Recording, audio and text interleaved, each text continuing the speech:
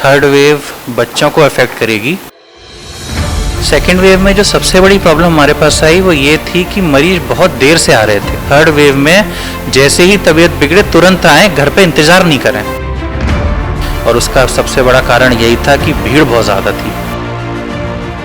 बड़े अगर अपना सारे प्रिकॉशंस लेंगे तो बच्चे उनसे देख के ज़रूर सीखेंगे और वो चीज़ अपने व्यवहार में लाएंगे। कोरोना संक्रमण अभी खत्म नहीं हुआ है। कोरोना की तीसरी लहर का खतरा लगातार बढ़ता जा रहा है। कोरोना की दूसरी लहर के बाद तीसरी लहर खतरनाक साबित हो सकती है। केडी मेडिकल कॉलेज के Covid in charge doctor Gaurav Singh से जानिए कोरोना की तीसरी लहर से कैसे बचें। कोरोना अभी खत्म नहीं हुआ है, तीसरी लहर की संभावनाएं भी लगातार बढ़ रही हैं। यानी कि सरकार ने भी चेतावनी दी है, WHO ने भी चेतावनी दी है। सेकंड दौर से हम लोग गुजर चुके हैं। इस वक्त हम मौजूद हैं मथुरा के केडी मेडिकल कॉलेज में और हमारे साथ मौजूद हैं केडी मेडिकल कॉलेज के Covid in charge doctor Gaurav Singh. Doctor साहब, जिस तरीके से सेकंड वेव की संभावना, थर्ड वेव की संभावनाएं लगातार बढ़ रही हैं, अभी हम रिसेंटली सेकंड वेव से गुजरे हैं। थर्ड वेव कितनी घातक हो सकती है कंपेरेटिवली सेकंड वेव, किस तरीके की हमें रणनीति रखनी चाहिए, कैसे बचाव करना चाहिए, क्या जानकारी पब्लिकली आप देंगे? देखिए, जो कहा जा रहा है कि थर्ड वेव बच्चों को अफेक्ट करेगी, तो अभी हाल फिलहाल हमारा सारा जोर जो केडी मेडिकल कॉलेज का है वो है बच्चों के लिए सुविधाएं तैयार करना। इंडिया में वैसे ही ICU की बेड्स बहुत कम होते हैं, पर बच्चों के लिए वो और ज़्यादा कम है। मतलब जो आपके हमारे पास जो रिक्वायरमेंट है उसके मुकाबले आप ये मान लीजिए कि 0.5% भी नहीं होती है। तो सबसे पहला काम तो हम लोग इसी पे ध्यान दे रहे हैं कि बच्चों के लिए ICU की तैयार करें।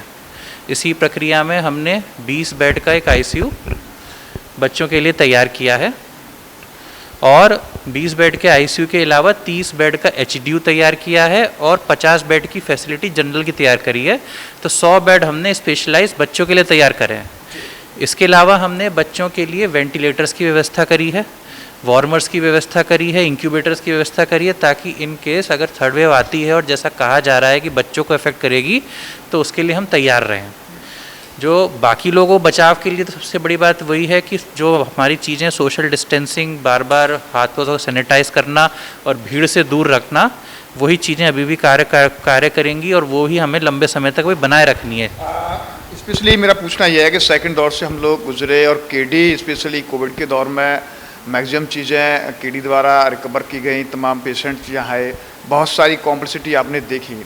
सेकेंड वेव में आपने क्या कुछ ऐसा देखा कि जो रिकवर करने में काफ़ी टफ लग रहा था? इधर बहुत लोगों के प्रेशर भी आ रहे थे और बहुत सीरियसनेस में भी पेशेंट आ रहे थे। तो उस स्थिति में अगर देखा जाएगा थर्ड वेव आती है तो सेकंड वेव के अगर हम परिदृश्य में जाएं तो क्या क्या प्रॉब्लम्स सेकंड वेव में आई आपको? सेकेंड वेव में जो सबसे बड़ी प्रॉब्लम हमारे पास आई वो ये थी कि मरीज बहुत देर से आ रहे थे। बीमार हुए लक्षण आने के बाद घर पे इंतज़ार कर रहे थे और जब SpO2 उनका फॉल होना चालू होता था, तबीयत बिगड़ती थी तो 70-80 पे पहुंचते थे। उस स्थिति में उनको बचा पाना बहुत मुश्किल होता था, पहली बात। और उस स्थिति में ICU की ज़रूरत होती थी और ICU के बेड लिमिटेड होते हैं। तो अगर हम सेकेंड वेव से कुछ सबक लेना चाहें तो पहला सबक तो यही होगा कि थर्ड वेव में जैसे ही तबीयत बिगड़े तुरंत आएँ, घर पर इंतज़ार नहीं करें, है ना। लोग बहुत बार ये सोचते हैं कि घर में हम कुछ अपनी रेमेडी लेके या फिर ऑनलाइन कंसल्टेशन लेके अगर तबीयत बिगड़ रही है तो भी काम चल जाएगा। थोड़ा बहुत चल सकता है, लेकिन अगर तबीयत तेज़ी से बिगड़ रही है तो उसके लिए इंतज़ार नहीं करना चाहिए। दूसरा, सेकंड वेव में प्रॉब्लम ये आ गई थी कि बहुत सारे केस एक साथ निकले थे।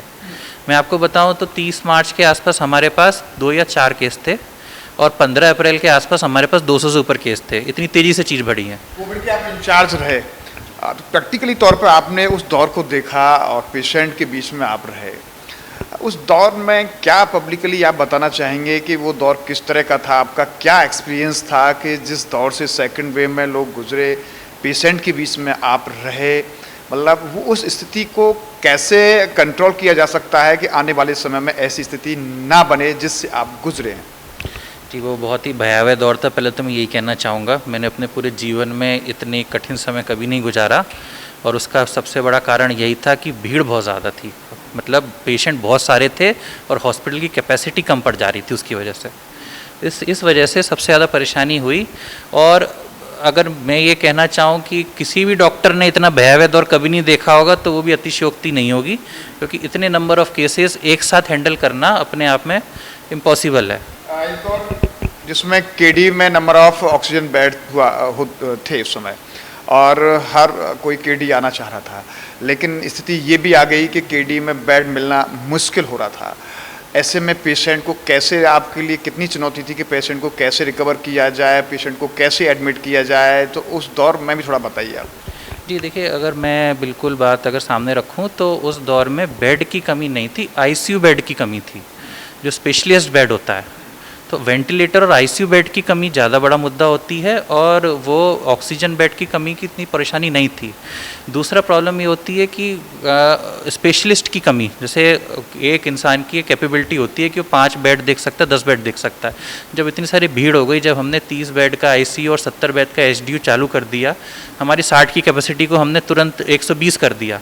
तो उसकी वजह से बहुत सारी दिक्कतें आई, बहुत सारी प्रॉब्लम आई कि वो शॉर्ट टर्म में बहुत ज़्यादा हमारे ऊपर लोड बैठ गया। एक बार स्थिति ये रही कि यहाँ से पेशेंट वापस जा रहे थे, निराश होकर लौट रहे थे, तो ऐसे में आने वाले समय को देखते हुए क्या प्लानिंग्स की जा रही है केडी मेडिकल कॉलेज में?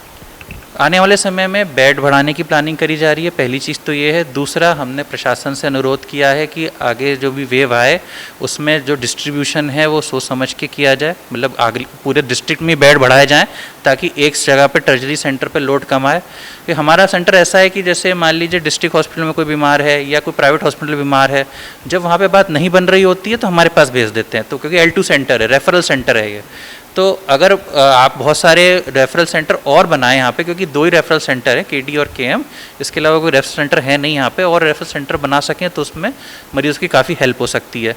दूसरा, हमारी अनुरोध ये रहता है कि हमारे पास वैसे मरीज़ भेजें जो कि नॉर्मली आप हैंडल नहीं कर पा रहे हैं। अगर कोई मरीज़ को आप अपने पीएससी लेवल पे, सीएससी लेवल पे अपने नॉर्मल बेड्स पे हैंडल कर सकते हैं, तो उसको इधर भेजने का अर्थ नहीं है। हमें स्पेशलाइज काम के लिए छोड़ा जाए तो हम लोग ज़्यादा अच्छे से काम कर सकते हैं। थर्ड वेव के लिए केडी क्या प्लानिंग कर रहा है, किस तरह की तैयारी कर रहा है? थर्ड वेव के लिए एक तो सबसे ज़रूरी हम ट्रेनिंग कर रहे हैं। ट्रेनिंग मतलब अब हमारे पास नर्सेस बहुत सारे हैं, लेकिन आईसीयू ट्रेंड नर्सेस की ज़रूरत हमें बहुत ज़्यादा महसूस हुई। तो जो हमारा नर्सिंग स्टाफ है, हम उसको आईसीयू की ट्रेनिंग दिला रहे हैं। जो पहले से स्टाफ ट्रेंड है और जो हमारे एनेस्थीसिया विभाग के लोग हैं, उनके माध्यम से हम उनको आईसीयू की ट्रेनिंग दिला रहे हैं। दूसरा, हम डिजिटलाइजेशन की तरफ बढ़ने की कोशिश कर रहे हैं कि जितना डेटा हमारा पेशेंट का जनरेट हो रहा है और जो पेशेंट हमारे पास आ रहे हैं उनकी मैनेजमेंट में किस तरह से हम टेक्नोलॉजी को ला पाएँ कि उसकी मॉनिटरिंग बाहर बैठ के भी हो सके और इंडिपेंडेंटली भी हो सके। उस पर हमारा ज़्यादा जोर जा रहा है अभी, क्योंकि भीड़ जब ज़्यादा होती है तो मॉनिटरिंग की समस्या सबसे ज़्यादा आती है। बीइंग कोविड इंचार्ज है केडी मेडिकल कॉलेज में, आप पब्लिकली अवेयर के लिए थर्ड वेव से कैसे बच सकें, क्या उपाय आप बताएंगे, क्या चीज़ें लोगों को संदेश देना चाहेंगे? क्योंकि थर्ड वेव आना तय है, लेकिन लोग अवेयर नहीं है, मास्क नहीं लगा रहे हैं, सोशल डिस्टेंस का पालन नहीं कर रहे हैं। एज ए डॉक्टर आप लोगों से क्या कहना चाहेंगे कि थर्ड वेव से कैसे बच सकते हैं लोग? थर्ड वेव से बचने के लिए फिर वही सारे जो उपाय होते हैं, अपने हाथ सैनिटाइज रखें, मास्क लगाएं, भीड़ से दूर रहें। अभी ये चीज़ गई नहीं है, ये बिल्कुल नहीं मान के चलें कि ये ख़त्म हो गया है। ये वापस आने की पूरी संभावना है, सारे एक्सपर्ट्स कह रहे हैं और हम लोग भी उसी हिसाब से तैयारी कर रहे हैं। हमारा बस मकसद ये है कि आप लोग इतने ज़्यादा केसेस नहीं निकले मथुरा डिस्ट्रिक्ट में कि उसको हैंडल करना मुश्किल पड़ जाए, है ना। तो अगर दूर रहेंगे, गैप रखेंगे, सोशल डिस्टेंसिंग रखेंगे तो तेज़ी से फैलेगा नहीं, और तेज़ी से फैलेगा नहीं तो मरीज़ को सही करने के लिए हमें समय मिल जाएगा और बाहर मरीज परेशान नहीं होंगे कि उनको बेड नहीं मिल रहा है। बच्चों के लिए थर्ड वेव को बहुत ज़्यादा खतरनाक बताया जा रहा है, तो स्पेशली बच्चों के प्रिकॉशंस के लिए क्या कहेंगे? बच्चों के प्रिकॉशन में बच्चों को मेनली जो इन्फेक्शन लगता है वो बड़ों से लगता है, जो कि घर के बाहर से अपने काम वाम से लौटते हैं। तो बाहर से आने के बाद अपने आप को पूरी तरह से सैनिटाइज़ करना, बच्चों को ज़्यादा से ज़्यादा उनको इन्फेक्शन से दूर रखना, कि वो खेलने अगर को जा रहे हैं तो भी उनको दूर रखना ऐसी जो एनवायरनमेंट से जहाँ पे इन्फेक्शन पकड़ सकते हैं वो। और बच्चों को भी एजुकेट करना। बहुत से माँ बाप को मैंने देखा है कि अपने बच्चों को बहुत अच्छे से एजुकेट करते हैं, बच्चे बार बार हाथ सैनिटाइज़ करते हैं, मास्क भी कुछ लोग लगाने की कोशिश करते हैं। वो जो एक हैबिट होती है उसको अब अपनी दिनचर्या का पार्ट बनाने की आवश्यकता है। बड़े अगर अपना सारे प्रिकॉशंस लेंगे तो बच्चे उनसे देख के ज़रूर सीखेंगे और वो चीज़ अपने व्यवहार में लाएंगे। अब ये व्यवहार में रहना चाहिए, बहुत सालों तक रहना चाहिए, अभी कोई 1-2 महीने की बात नहीं है। मास्क, सोशल डिस्टेंसिंग और सैनिटाइजेशन हमारे व्यवहार का पार्ट बनना चाहिए और बच्चों को भी यही शिक्षा मिलनी चाहिए। लोगों से क्या कुछ कहना चाहेंगे थर्ड वेव से बचने के लिए आप?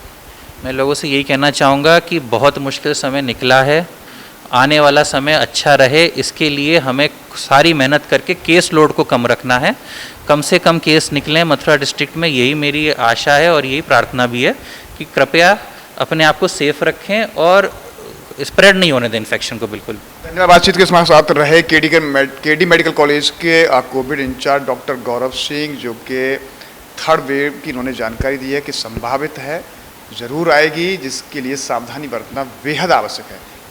केडी मेडिकल कॉलेज ने भी थर्ड वेव की संभावनाओं को देखते हुए अपनी तैयारियां शुरू कर दी हैं। किस तरीके से मेडिकल स्टाफ को ट्रेन करना है, कैसे बेडिंग्स की संख्या को बढ़ाना है, कैसे चीज़ों को मैनेज करना है, क्योंकि सेकेंड वेव में काफ़ी लोड रहा था, नंबर ऑफ़ पेशेंट की संख्या बढ़ गई थी।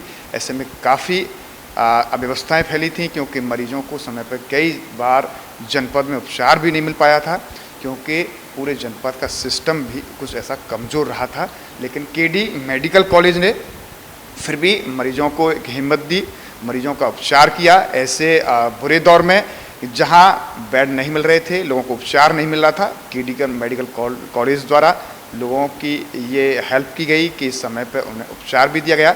लेकिन काफ़ी कॉम्प्लेक्सिटी भी रही, तो उसको ध्यान में देखते हुए KD medical college third wave की संभावनाओं को ध्यान में रखते हुए अपनी तैयारी में जुटा हुआ है। केडी मेडिकल कॉलेज के कोविड इंचार्ज डॉक्टर गौरव भी कहते हैं कि थर्ड वेव से बचने के लिए जो कोविड प्रोटोकॉल है उसे हमें ज़रूर अपनाना चाहिए, फॉलो करना चाहिए, क्योंकि कोरोना अभी खत्म नहीं हुआ है, कोरोना का संक्रमण बरकरार बना हुआ है। न्यूज कुमार प्रसन्न, गोपाल जग्गा के साथ गोविंद भारद्वाज। थर्ड वेव बच्चों को अफेक्ट करेगी। सेकेंड वेव में जो सबसे बड़ी प्रॉब्लम हमारे पास आई वो ये थी कि मरीज बहुत देर से आ रहे थे। थर्ड वेव में जैसे ही तबीयत बिगड़े तुरंत आए, घर पे इंतज़ार नहीं करें, और उसका सबसे बड़ा कारण यही था कि भीड़ बहुत ज़्यादा थी। बड़े अगर अपना सारे प्रिकॉशंस लेंगे तो बच्चे उनसे देख के ज़रूर सीखेंगे और वो चीज़ अपने व्यवहार में लाएंगे।